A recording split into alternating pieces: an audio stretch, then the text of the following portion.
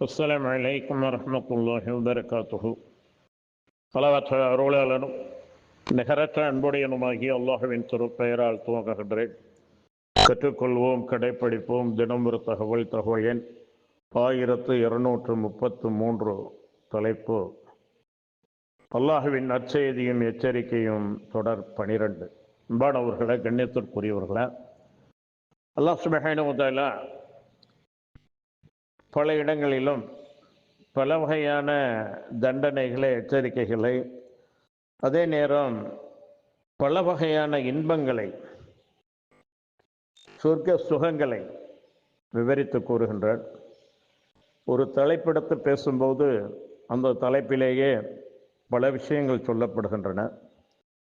அந்த வகையில் இத்தலைப்பில் அல்லாஹ் சுப்ஹானஹு வ தஆலா ஜக்காத்து கொடுக்காதோரை மிகவும் கடுமையாக சாடுகிறான். ஏனென்றால் உடல் ரீதியான இபாதத்துகளை எல்லாம் மிக ஆர்வமாக அதிகமாக செய்கின்ற அதே நேரத்தில் பொருளாதாரம் என்று வரும்போது மனிதர்கள் மிகவும் பெரும்பாலான மனிதர்கள் இறுக்கி பிடிக்கக்கூடியவர்களாக, செல்வம் குறைந்து விடுமே என்று எண்ணக்கூடியவர்களாக இருக்கின்ற நிலையை நாம் பார்க்கின்றோம். அல்லாஹ் சுப்ஹானஹு வ தஆலா ஆடுகள் பண்ணையாக இருந்தால் அவைகளுக்கு எவ்வாறு ஜக்காத் வழங்க வேண்டும், ஆடுகளுக்கு எவ்வாறு வழங்க வேண்டும், ஒட்டகைகளுக்கு எவ்வாறு வழங்க வேண்டும், இவ்வாறு விளை நிலங்களுக்கு எவ்வாறு வழங்க வேண்டும், பொன் வெள்ளி இவைகளுக்கு எவ்வாறு வழங்க வேண்டும் என்பதையெல்லாம்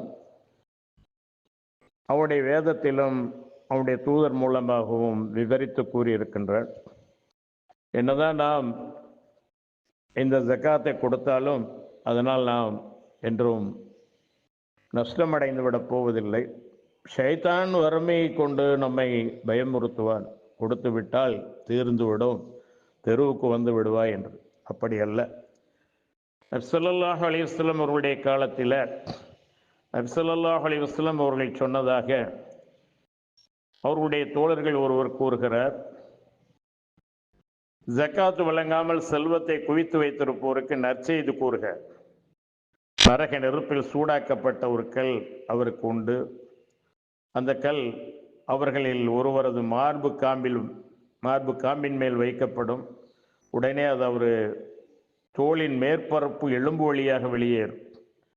பிறகு அந்த கல் அவரது தோளின் மேற்பகுதியில் வைக்கப்படும். உடனே அது மார்பு காம்பின் வழியாக ஊடுருவி வெளியேறும்.